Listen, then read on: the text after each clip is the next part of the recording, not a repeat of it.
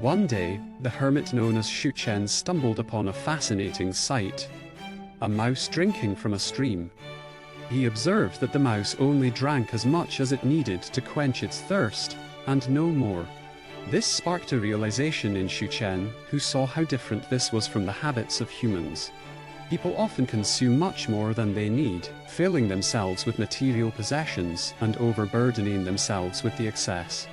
Consumerism has its own costs, as it requires resources to keep up with the demands of society. People work themselves to exhaustion just to accumulate more things, believing that having more equals a greater sense of self. But there is a growing counter movement to this consumerist society, known as minimalism. Minimalists reject overconsumption and choose to live with only what they need. Minimalism has been practiced for centuries, offering a sense of freedom and simplicity. It goes beyond just having fewer possessions, but also reducing clutter and avoiding overextension.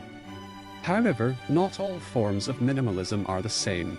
There is extreme asceticism, which focuses on going below the minimum, but this can lead to self-destructs.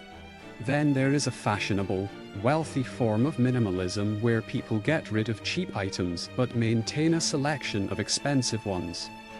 This is a sophisticated form of consumerism that still revolves around status and wealth. In a society where status is determined by what one possesses, minimalism can be a difficult concept to accept.